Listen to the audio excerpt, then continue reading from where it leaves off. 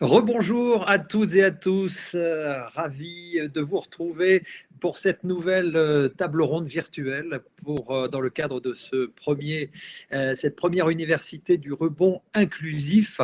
Vous êtes nombreux à nous avoir suivis dès le début de cette matinée et cet après-midi, nous allons avec les invités qui sont à mes côtés, presque à côté de moi, et quelques créateurs et créatrices ou repreneurs d'entreprises.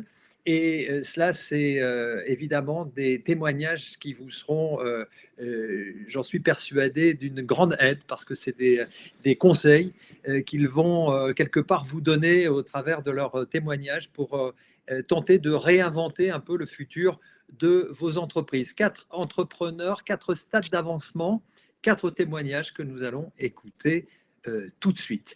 Alors, merci à vous d'être là cet après-midi.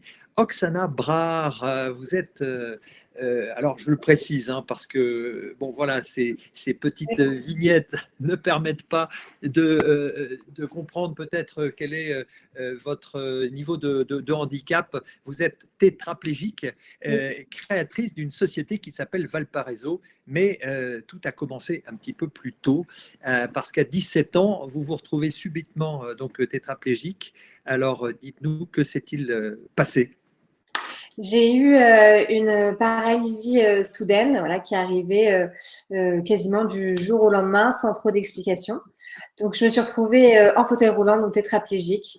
Et c'est vrai que ma vie a pas mal changé du jour au lendemain, et je me suis retrouvée dans le monde du handicap. Je ne connaissais absolument rien avant à ce monde-là, et puis j'ai pu découvrir un peu les aléas, les choses positives comme négatives Et comme négatif, bien sûr. Alors, vous avez passé 2 ans, enfin, vous avez vécu 2 années de rééducation et vous avez créé assez vite, parce que c'est votre nature comme ça, d'entrepreneur, et vous avez déjà créé Condor, qui est toujours une association qui proposait des initiations au sport, à l'écologie, des ateliers, c'est ça? Oui, c'est ça. On a voulu, À des personnes à mobilité réduite.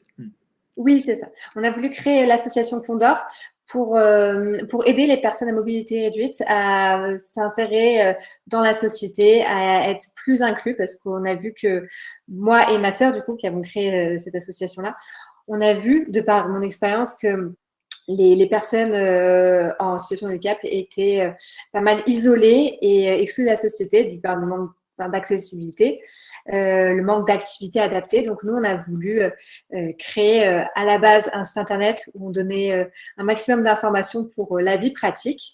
On a créé un blog de voyage, on a voulu rassembler un peu toutes les nouveautés qui se faisaient sur le marché, comme les nouveaux fauteuils roulants, les aides électriques, etc. Et puis ensuite, on a créé des activités pour pouvoir rencontrer les personnes et pour pouvoir leur offrir des activités adaptées, donc dans le sport, comme vous avez dit. D'accord. Alors, cette association existe toujours? Oui, bien sûr. Là, c'est un petit peu compliqué, je vous avoue, avec la période Bien sûr. pour l'événementiel, c'est un petit peu compliqué, mais on travaille sur de nouveaux projets pour 2021, donc on est content. D'accord, très bien. Mais alors, à 22 ans, il y a la poursuite de vos études supérieures qui s'avèrent assez difficiles. Et vous créez donc une société, une entreprise qui s'appelle Valparaiso. Alors, expliquez-nous un petit peu ce que vous proposez avec cette entreprise. Valparaiso, c'est une marque de produits hygiéniques en coton biologique, pardon, réutilisable. Et une petite spécificité, parce que c'est fait aussi pour les personnes en situation de handicap moteur. Donc, quand j'ai créé j'ai eu cette idée, quand j'ai voulu créer cette marque, je me suis un petit peu basée sur moi-même, et donc j'ai vu qu'il manquait des produits hygiéniques pour femmes, mais adaptés pour les femmes en fauteuil spécifiquement. Donc, c'est des produits comme des serviettes hygiéniques, toutes des protections, des alaises également, mais en coton biologique. Donc, c'est des cotons biologiques réutilisables, hein, c'est ça. C'est complètement adapté justement à ce que vous disiez, à la position assise continue. C'est particulièrement adapté pour ces personnes. Alors, d'où votre envie première, hein, qui a peut-être motivé aussi un petit peu votre création, l'histoire de cette création d'entreprise. C'était quoi finalement? C'était bien sûr votre vie personnelle et puis aussi le zéro déchet, qui est une idée que vous partagez, que vous défendez particulièrement. Oui, j'ai remarqué qu'avec mon handicap, je produisais énormément de déchets et je voulais en fait changer de consommation, je voulais passer au zéro déchet et je me suis posé la question, je me suis dit comment j'allais pouvoir enlever tous ces déchets-là et j'ai de la chance parce que ma maman fait de la couture et je lui ai dit ce dont j'avais besoin et avant de partir en voyage, elle m'a créé un petit kit du coup de protection et je l'ai testé avec ce voyage puis pendant des mois et voilà et après c'est comme ça qu'est venue l'idée. Moi j'étais très satisfaite et du coup j'ai voulu un peu développer cette idée-là. Et puis en faire profiter, bien sûr, plein d'autres. Alors, comment êtes-vous structuré? Expliquez-nous un petit peu comment êtes-vous structuré pour que les internautes puissent comprendre comment une personne jeune comme vous peut, avec une idée, eh ben, aller un petit peu plus loin, aller à créer son entreprise. Eh bien, pour l'instant, c'est vraiment le tout début parce que je Oui, n'ai c'est le tout début. Oui, oui, oui. je n'ai pas encore les statuts ou quoi que ce soit. Mais c'est une micro-entreprise que vous voulez créer. Oui, oui, pour le démarrage, je veux créer une micro-entreprise, donc je serai pour l'instant toute seule à créer ça. Je veux voir comment ça se développe. Je voudrais faire, pour commencer, une petite production. Je me suis renseignée auprès des AT pour fabriquer mes produits, pour rester dans une économie solidaire et engagée. Et je ferai une petite production et puis ensuite, je verrai et je développerai un peu mon entreprise en fonction de comment les premiers produits vont être reçus. Donc, pour l'instant, je suis toute seule. Et pour l'instant, vous êtes toute seule et pourquoi pas vous adjoindre des services de personnes à vos côtés. Comment imaginez-vous développer l'entreprise et surtout sur un aspect commercial? Comment vous voulez vendre vos produits? Par le biais des réseaux sociaux, d'Internet? Oui, c'est ça. On va faire un site internet pour une vente en ligne et utiliser les réseaux sociaux et puis peut-être pour après vendre dans des magasins qui sont spécialisés dans le zéro déchet. Mais voilà, ce serait essentiellement de la vente en ligne. Alors, comment cette aventure semble, et on vous le, bien sûr, on prie pour vous pour que ça puisse se faire, bien sûr, mais comment ça va être possible à votre avis? Comment c'est rendu possible? C'est quoi les motivations? C'est quoi, qu'est-ce qui vous permet de penser que ça sera possible, votre projet? Eh bien, j'espère et vraiment que ce sera possible parce que moi, mes produits, pour les avoir testés du coup depuis 2 ans, j'y crois vraiment et je vois que c'est vraiment utile que depuis que je les utilise, j'ai plus jamais fait de déchets par rapport à protection hygiénique, etc. Et je connais des personnes en fauteuil roulant, je leur ai proposé, j'aurais prêté pour qu'elles testent du coup ces produits-là. J'ai des bons retours. Je vois que les gens veulent, les personnes veulent vraiment s'engager aussi dans le zéro déchet pour avoir une consommation plus responsable. Là, on est vraiment dans un, alors je ne vais pas utiliser le mot mode, mais comment on pourrait dire, un courant. Oui, c'est un courant, oui. Très important en ce moment. Et donc, c'est pour ça que il y a beaucoup de marques qui font des protections lavables, mais très peu sont adaptées aussi pour nous, pour les personnes en fauteuil. Donc, voilà, c'est pour ça que j'aimerais bien donner l'opportunité de à ces personnes-là, de pouvoir choisir aussi un mode de consommation plus écologique. Alors, rapidement, dites-nous, vous avez eu un prix H-Up et vous, comment dirais-je, vous avez aussi rencontré malgré tout des difficultés, hein, et vous dites que votre principale difficulté, c'est que vous êtes seul. Donc, quelque part, c'est ça peut-être votre difficulté majeure. Oui, c'est vrai que pour l'instant, en étant seul, il faut vraiment s'organiser. C'est peut-être ça le plus dur, se donner voilà, la motivation pour vraiment avancer, faire les bons choix aussi, savoir hiérarchiser tout ce qu'on a à faire. Donc ça, des fois, c'est un petit peu compliqué, c'est vrai. Alors, avec H-Up Entrepreneur, vous êtes accompagné aussi. Il y a quelqu'un qui vous guide dans votre projet, justement, dans le montage de votre entreprise? Oui, c'est quelqu'un qui a beaucoup, qui s'appelle Réginald, qui a beaucoup d'expérience dans le domaine de la création d'entreprise. Et je l'ai régulièrement au téléphone. Donc, pour moi, ça m'aide beaucoup, sa structure, parce que entre deux coups de fil, moi, je dois avancer dans mon coin. Lui, il me dit un peu, il me guide sur ce que je dois faire. Il me donne des clés pour réussir, pour le business plan, pour tout ça. Et ensuite, voilà, les prochains appels, à chaque fois, on fait le bilan de tout ce que j'ai fait. Il me redonne d'autres clés pour avancer et on avance très bien tous les deux, donc je suis très contente de ça. Alors, je voudrais revenir juste sur un point parce que vous m'avez dit, effectivement, il y a un petit point bloquant, c'est que pour passer pour être en contact avec la GFIP, il faut passer par Pôle emploi. Alors, racontez-moi un petit peu, quelle est cette problématique? Alors, Très rapidement, oui. oui, la GFIP, du coup, permet de nous accompagner pour la création des statuts et de bénéficier de 5 000 € pour la création d'entreprise.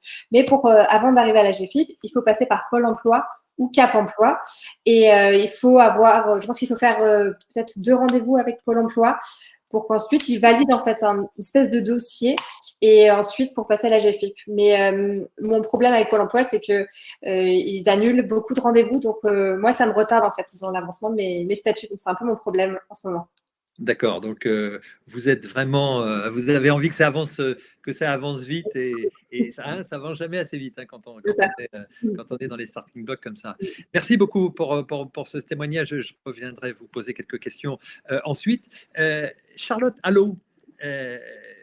Rebonjour. Donc vous êtes paraplégique. Hein, vous êtes depuis l'âge de 4 ans et vous vous déplacez donc en fauteuil.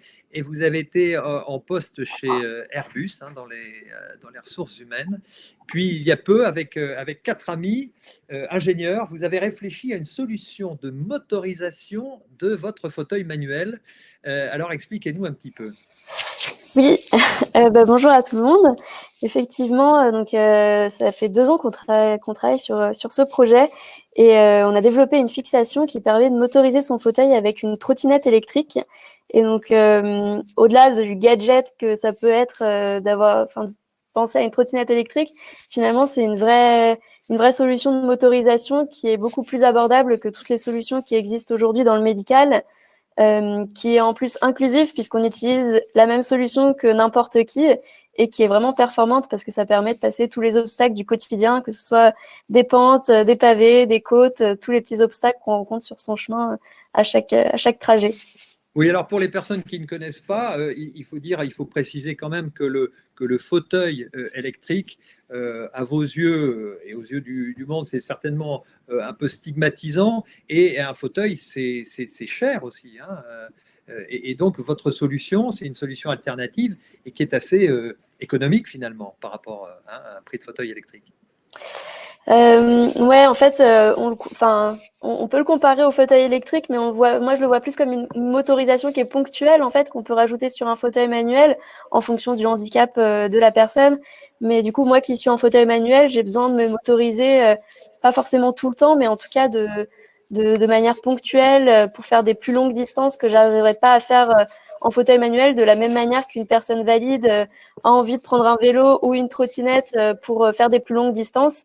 Bah là, c'est un peu la même chose avec une trottinette. Ça permet de se motoriser de manière ponctuelle quand on a envie. Et c'est un peu moins encombrant parce que le fauteuil manuel et la trottinette électrique, on peut les plier et donc on peut les mettre dans le coffre de la voiture si on n'a pas encore un véhicule adapté qui permet d'emmener un oui, c'est ça. fauteuil, Il par faut exemple. préciser, bien sûr, le cas de l'un et pas le cas de l'autre, mais vous avez la possibilité de conduire un véhicule, certainement adapté, bien sûr, mais vous pouvez du coup emmener cette solution pour vous déplacer ponctuellement. Alors, comment se passe un petit peu le projet? Où en êtes-vous dans le développement de ce projet et quels sont les problèmes et les joies que vous avez en montant ce projet? Donc ce projet, on a fait notre pré-série cet été où on a livré nos 20 premiers clients. Et là, on va livrer donc notre première série avec 150 personnes qui ont précommandé. Donc on est heureux de pouvoir les livrer au printemps. Donc on a passé 2 ans à développer cette solution. On a déposé plusieurs brevets. On a été accompagné par plusieurs mentors et on a répondu à plusieurs appels à projets pour nous aider à nous développer. Du coup, on a été accompagné par HUP, par la région, par l'Europe, par BPI. Et aujourd'hui, donc, on est à cette phase de commercialisation où l'objectif, c'est d'arriver à nous faire connaître. Et c'est pas évident parce on arrive dans un marché qui est déjà bien établi et avec tous les gros événements comme Autonomique ou d'autres salons comme ça qui permettent de réunir beaucoup de monde. C'est évident sans ces salons-là et ces gros événements de réussir à se faire connaître. Mais bon, on s'adapte, on passe au digital, aux réseaux sociaux, on essaye de faire des démonstrations à distance et voilà. Oui, alors il faut préciser effectivement, bien sûr que dans cette crise sanitaire, ces salons ne peuvent pas avoir lieu, mais vous n'avez pas baissé les bras parce que vous êtes rendu dans une trentaine de villes pour faire aussi justement récupérer un peu le retour d'utilisateurs et de pouvoir aussi voilà, prêcher la bonne parole, essayer de glaner de nouveaux clients. C'est ça, comment ça s'est passé cette phase-là? Exactement. Mais quand on s'est dit qu'on allait organiser une sorte de roadshow en fait en septembre-octobre, où du coup on avait contacté dans une trentaine de villes les centres de rééducation, les associations et les clubs anti-sport locaux pour aller à la rencontre d'un maximum de personnes et aussi de particuliers et ainsi leur présenter notre solution et essayer de rencontrer des ambassadeurs dans chaque ville pour aussi nous aider à nous faire connaître. Et donc voilà, ça a été 1 mois et demi intense et on a eu hyper bien visé parce que du coup c'était juste avant le 2e confinement, donc pile la bonne période. Oui, c'est ça. Alors, il faut dire aussi, pour ceux qui nous écoutent, que là, vous êtes les 2 personnes qui viennent de s'exprimer. Vous êtes 2 jeunes entrepreneurs, et c'est tout à fait bravo à vous. Mais vous utilisez justement les moyens moderne de la création d'entreprise. Vous avez vous avez créé une plateforme de crowdfunding, vous avez utilisé, vous le disiez, les médias, les réseaux sociaux et les médias aussi. Donc tout cela participe d'une manière, effectivement, une manière tout à fait originale, actuelle de lancer une activité. Et vous êtes jeune, vous êtes en situation de handicap et malgré tout, c'est possible. C'est ce que vous nous dites. Il faut être bien entouré aussi, Charlotte, pour justement monter son projet comme ça. Expliquez-nous un petit peu par qui vous avez été entouré et pour ce montage vraiment du projet, comment ça se passe? Ouais. Moi, déjà, je suis très admirative d'Oksana parce que j'aurais pas osé le faire toute seule. Moi, je suis accompagnée du coup de mes 4 associés. Et c'est vrai que déjà d'être une équipe, ça aide aussi dans les moments aussi un peu plus difficiles à se remotiver. Et on est accompagné par tout un écosystème. On est incubé à la Station F. C'est un incubateur qui se trouve à Paris et du coup qui nous aide avec plein de services pour nous expliquer pour les financements, pour les aspects juridiques, pour le business plan qui nous permet d'avoir accès à pas mal de mentors qui peuvent nous aider. Et donc vous avez été aidé également par BPI, par la région, complètement. Par l'Europe aussi? C'est ça, tout à fait. Et par des organismes comme Wilco, comme HUP, qui donc nous vous avez aident. participé à des concours également, C'est ça, des concours, des appels à projets. Ciblé handicap. Oui, tout à fait, dans l'entrepreneuriat, dans le handicap. Alors tout ça fait que les différentes structures, j'imagine, relaient aussi l'information. Donc ça démultiplie aussi quelque part l'information sur la création de votre structure. Oui, exactement. Merci, je reviens vers vous après. Je vais donner la parole à Thibaut, à Patrick Thibaut, pardon. C'est ça la difficulté quand on a 2 prénoms. Vous êtes cofondateur d'AMC Plastique, d'AMC Polyester. Alors parlez-nous de votre projet, où en êtes-vous et quelles sont les difficultés auxquelles vous êtes confronté? Parce que vous étiez ouvrier agricole près de Châteauroux, c'est dans le 36, c'est dans une espèce de région où se trouve aussi le président Dimitri Pivot. Et en 87, vous aviez 18 ans, c'est ça à peu près? c'est ça, vous avez un accident de moto et on doit vous amputer d'une jambe. Oui. Et donc là, pour vous aussi, le monde bascule, bien évidemment. Et vous trouvez un emploi dans une entreprise de polyester plastique, AMC. Et au départ du gérant, voilà, vous décidez de reprendre cette société en 2009. C'est ça, ça fait 11 ans. Alors expliquez-nous un petit peu ce parcours ouvrier agricole. Vous arrivez dans une entreprise, vous travaillez dedans, bien sûr, vous la connaissez par cœur, j'allais dire. Mais qu'est-ce qui fait qu'à un moment donné, bien sûr, il y a eu ce déclencheur, hein, parce que ça fait aussi partie des histoires de vie et des déclenchements pour rebondir justement ou pour démarrer une activité d'entrepreneur. Expliquez-nous un petit peu ça, Patrick. Alors, suite à mon accident moto, donc je ne pouvais plus continuer ma profession d'avant, donc j'ai changé de voie, on va dire. Ouais. Donc j'ai trouvé cette personne-là que je connaissais très bien, qui a bien voulu me prendre en essai au départ, et puis donc j'ai travaillé plusieurs années chez lui. Et donc après il a fait sa retraite, on va dire. Et puis moi donc avec mon apprenti, donc on a remonté une société, donc voilà 11 ans. Et on a redémarré ailleurs, on va dire, d'où on était, quoi. D'accord, donc vous avez investi de nouveaux locaux. Alors expliquez-nous un petit peu votre activité. Donc il faut bien préciser effectivement que vous avez repris cette entreprise avec votre apprenti. Donc c'est un binôme qui dirige cette structure. Qu'est-ce que vous proposez? Expliquez-nous un petit peu ce que vous faites. Alors nous on fait… C'est un petit peu vaste, hein, c'est l'univers du plastique et du polyester, mais bon, il y a un petit métier de niche et après des activités complémentaires. Voilà, on fait du matériel de pisciculture. Donc tout ce qui est nourrisseur pour les poissons, des cuves de transport, voilà, ça c'est toute la partie pisciculture. Après on fait de l'aménagement de véhicules intérieurs pour la chasse, pour les choses comme ça. Après on fait du capotage industriel, du carénage de moto, on fait de la voiture de rallye cross. Après du revêtement de piscine, voilà. Donc à chaque fois, à chaque fois qu'il y a besoin d'un revêtement en plastique ou d'une forme particulière, bah vous êtes là et vous avez la solution. Voilà, on essaie de s'adapter à la demande du client, quoi. D'accord. Alors, précisez-nous un petit peu de manière très précise, en fait, pour développer votre produit, enfin notamment un de vos produits, vous avez déposé une enveloppe solo. Alors, qu'est-ce que c'est ça, une enveloppe solo? C'est, on va dire, une petite équivalence à un brevet.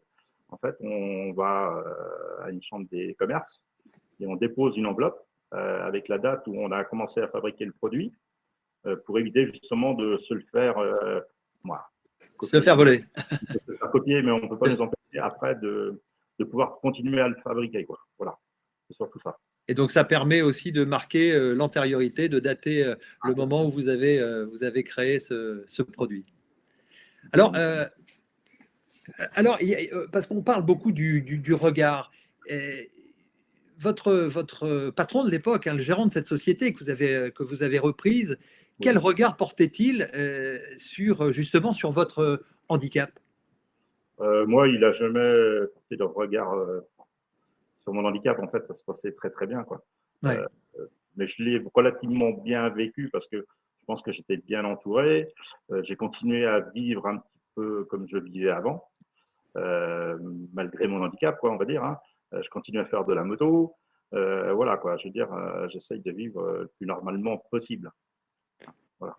Et vous n'avez pas de prothèse? Non, j'ai pas de prothèse. Non. D'accord. D'accord. Et c'est un peu compliqué, quoi. Parce que je suis désarticulé et c'est assez complexe, la prothèse. D'accord. Voilà. Comment avez-vous vécu l'entrepreneuriat pendant ces 11 années? Parce qu'il faut expliquer que vous approchez une date de retraite peut-être dans 2-3 ans et que peut-être l'apprenti ne reprendra peut-être pas l'entreprise non plus parce qu'il a à peu près le même âge que vous. Mais comment vivez-vous cette aventure de l'entrepreneuriat avec ce handicap ou pas? De toute façon, c'est un vrai métier d'entrepreneur, de diriger une entreprise. Comment vous le vivez ça aujourd'hui? Il y a des très bons moments. Après, il y a des moments plus difficiles parce que voilà, la conjoncture fait que c'est un peu plus compliqué. Hein. Bien sûr. Mais dans l'ensemble, non, on passe. Voilà. Depuis la reprise, ça se passe relativement bien quand même. Hein. Mhm. Et votre objectif sera certainement de transmettre peut-être à votre tour, si vous le pouvez, dans 2 ou 3 ans. Voilà. Merci pour ce témoignage. Je vais maintenant accueillir la dernière invitée de cette table ronde, Virginie Delalande. Alors, il faut préciser que vous êtes malentendante, vous êtes sourde profonde de naissance et vous êtes fondatrice et dirigeante d'Handicap Power. Alors, vous êtes avocate hein, également de métier. Vous avez gagné le grand oral, le concours d'éloquence sur France 2 en 2019. Et donc, vous avez créé ce Handicap Power qui est un cabinet, c'est ça, dans lequel vous êtes coach et vous accompagnez donc des entrepreneurs et des salariés à évoluer avec leur handicap. Bonjour Virginie. Alors dites-nous, vous avez écrit également un livre parce que vous êtes une battante et ce livre a pour titre Abandonner ER, point d'interrogation, jamais. Alors alors là, vous tenez la barre et puis vous y allez coûte que coûte. Hein. Effectivement, c'est la réputation que me donne souvent. C'est que même si parfois je suis fatiguée, si parfois j'ai le sentiment que je suis compliquée, que j'en ai marre, même si parfois je baisse les bras, je reprends toujours le combat. Donc voilà pourquoi ce livre s'appelle Abandonner, point d'interrogation, jamais. Alors, expliquez-nous votre parcours et comment vous intervenez aujourd'hui, force de toute cette vie, de cette expérience. Qu'est-ce qui a fait que vous avez peut-être quitté, je crois, vous avez quitté votre métier, si bien sûr l'aspect juridique vous sert toujours dans votre métier, mais vous avez arrêté votre métier d'avocate pour vous consacrer à ce coaching, à cet accompagnement. Dites-nous comment ça se passe, quelle a été cette motivation de changer un peu de voie. Alors, je pense que tous ces changements sont du fait de ma personnalité. Et ça n'a absolument rien à voir avec le handicap, comme vous pourrez l'imaginer. Effectivement, j'ai commencé une carrière juridique comme avocat, puis très vite comme juriste en entreprise. Donc, j'ai été chef de service juridique dans une compagnie d'assurance en Suisse. Ensuite, j'ai travaillé chez AXA au ciel, dans la partie finance. Donc, j'étais en fait la juriste qui était rattachée au service finance, donc on s'occupait des relations avec les investisseurs, des augmentations de capital, des émissions d'obligations, etc. Alors, je rassure, il y a toujours 4 dans mon service, donc je n'étais pas seule qui avait la science à plus, il y était plusieurs. Et puis, suite à des relations assez difficiles avec mes collègues, j'ai eu envie en fait, de faire autre chose. Et j'ai découvert que dans la société dans laquelle je travaillais, le handicap n'avait pas vraiment sa place. C'est-à-dire qu'on avait effectivement une mission handicap dans les filiales, mais aussi on avait rien puisqu'on n'était pas une société, mais un GIE, c'est-à-dire un groupement d'intérêt économique. Et on avait 5 handicapés pour 400 collaborateurs. Et donc, il n'avait pas jugé nécessaire de mettre en place une mission handicap. Et ça m'avait interpellée, je m'étais dit, tiens, nous sommes au siège d'une énorme compagnie d'assurance qui a des filiales partout dans le monde. Et le handicap n'est vraiment pas un sujet dont on parle.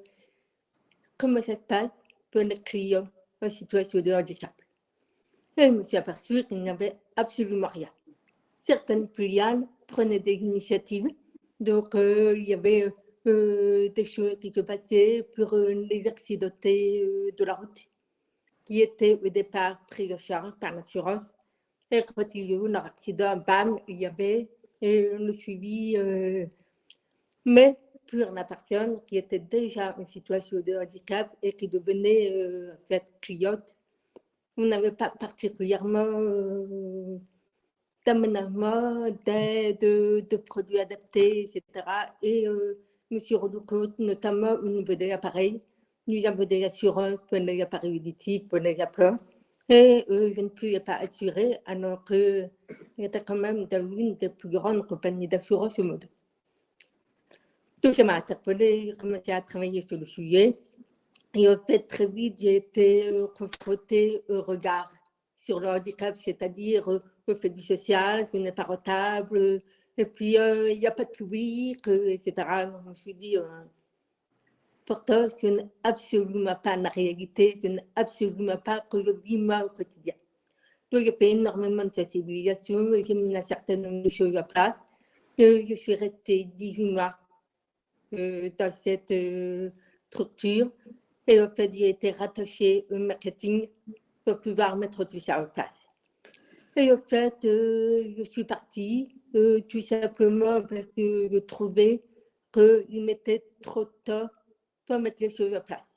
Il y avait la pression que ce que je pouvais moi mettre en place, ça aurait pris 6 mois, 1 an, et avec eux, ça nous prend 3 ans. Alors, vous avez donc créé, si nous venons vraiment à votre, du coup, à votre activité Oui. aujourd'hui. Et du coup, je me suis dit effectivement, comme on a une problématique d'image autour du handicap, ça m'a interpellée et donc j'ai voulu aller voir comment ça se passait du côté des personnes en situation de handicap, puis que je faisais un travail sur moi à ce moment-là, d'acceptation du handicap. Alors, je l'acceptais très très bien, puisque c'est un handicap de naissance, mais là où c'était compliqué, c'était de trouver ma place professionnellement, de m'épanouir, de faire de mon handicap une force. Et donc, en travaillant dessus, je me suis aperçue que je trouvais un certain nombre de clés qui me permettaient justement de faire exploser tous les plafonds d'air, de faire en sorte qu'on me confie des responsabilités, qu'on me respecte, qu'on vienne chercher ma compétence, ma performance, etc. Et autour de moi, les gens me demandaient conseil. Donc, j'ai commencé évidemment à répondre aux besoins, aux demandes, etc.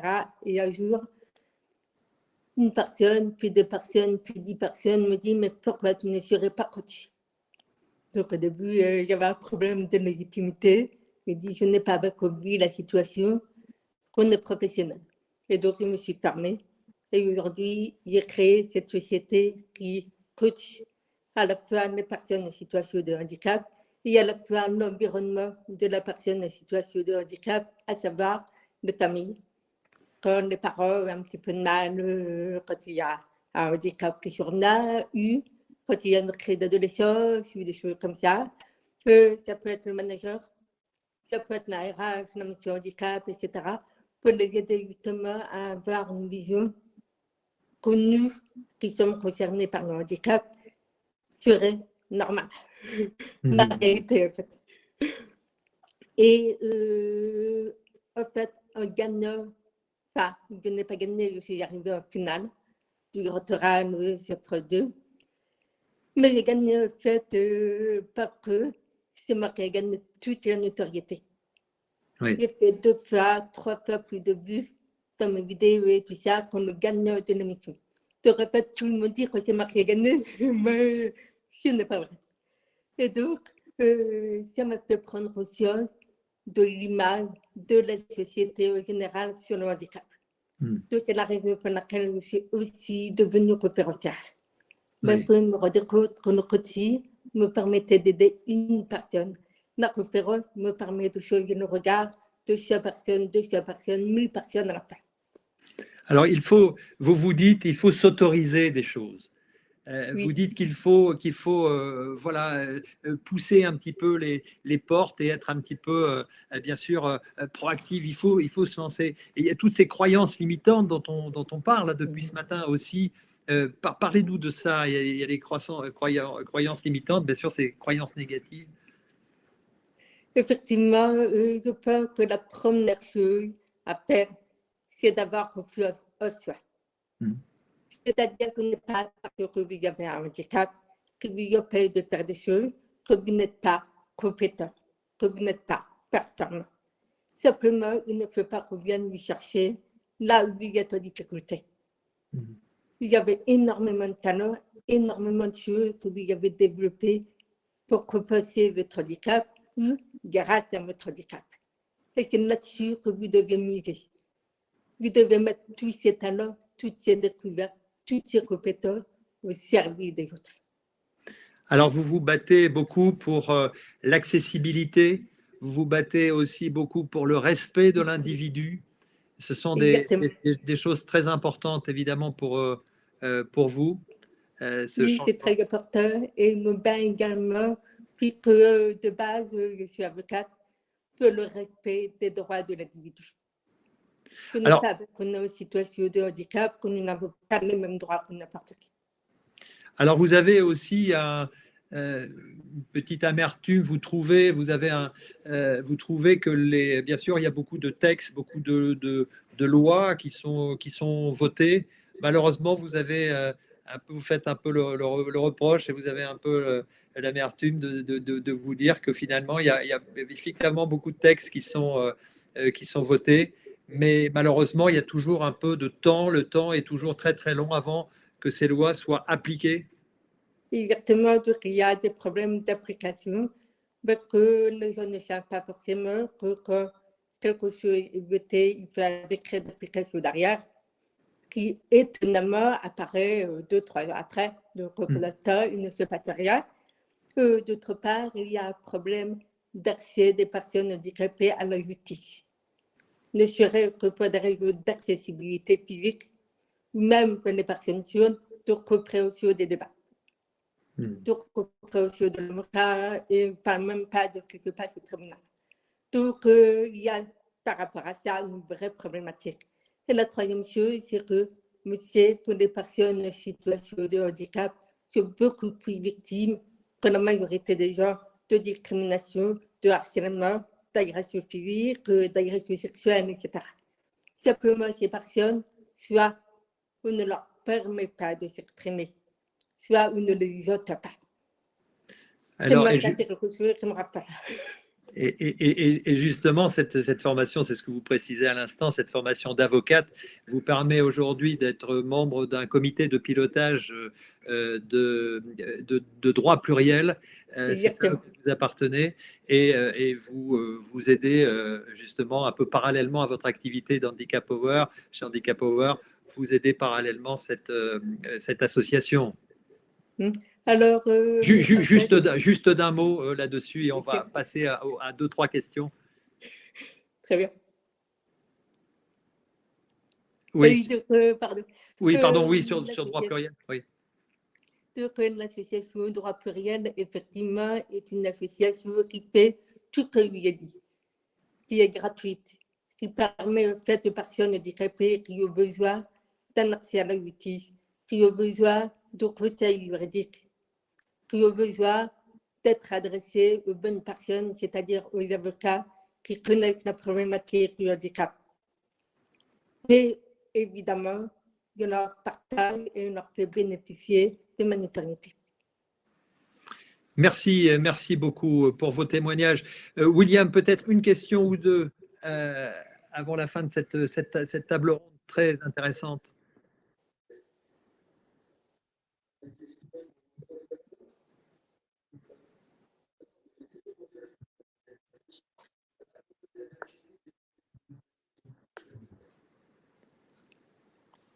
Alors, vous a-t-on donné les moyens pour exercer votre métier d'avocate, Virginie? Alors, il y a exactement le même problème que toutes les personnes, en fait, il y a 2 écrans pour le sous-titrage, il y a un peu la galère. D'accord. Est-ce que vous pouvez me créer la question, ça sera plus simple.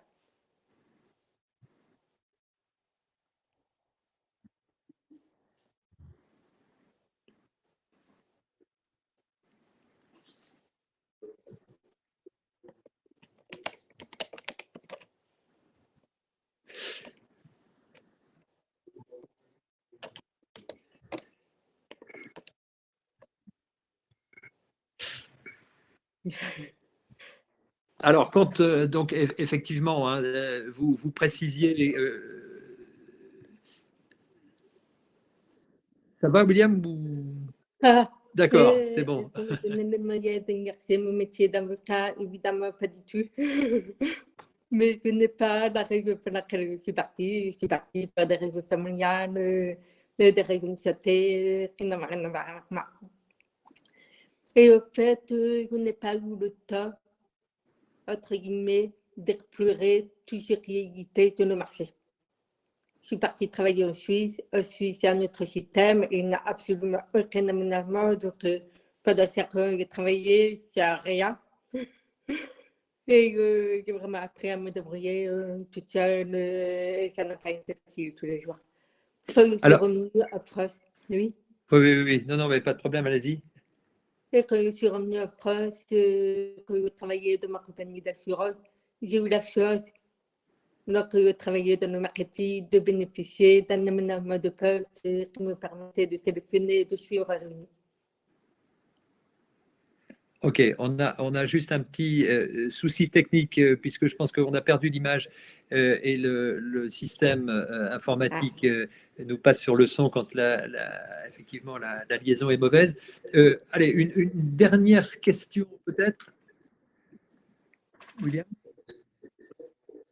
Pour Oksana.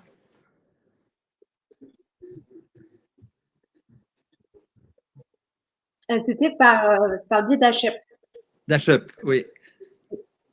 Mettre en lien des entrepreneurs expérimentés avec nous. Donc, oui, ça c'est s'il y a des personnes disponibles qui sont intéressées par le projet, elles nous contactent et c'est comme ça que ça se fait.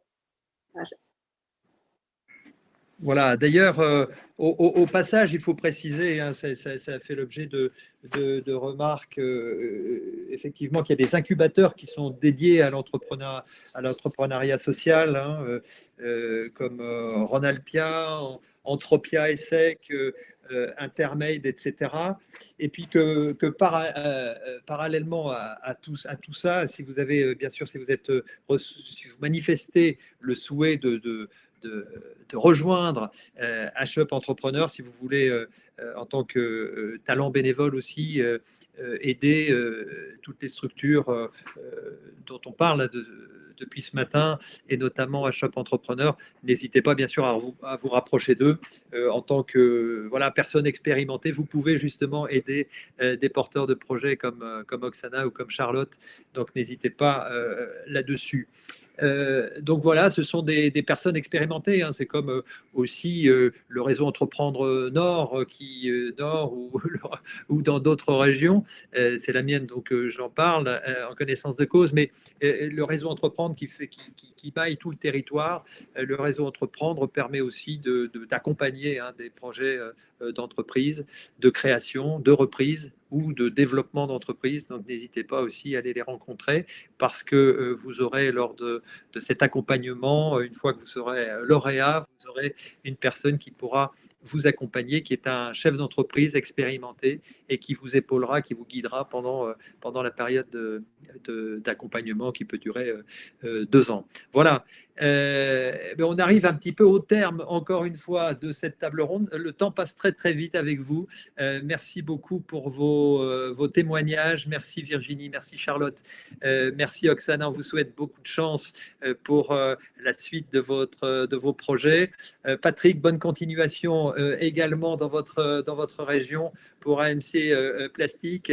Et puis bonne retraite d'ici 2-3 ans. Voilà. Merci à tous. Merci Hélène pour la traduction. Et puis, on se retrouve dans un petit quart d'heure, je pense. Oui, c'est ça, avec Jean-Christophe Conticello pour parler de la mise en place rapide d'un nouveau projet pour relancer son activité. 15h15, 16h, rejoignez-nous. Et puis, bon après-midi à vous. Cette première université du rebond inclusif continue.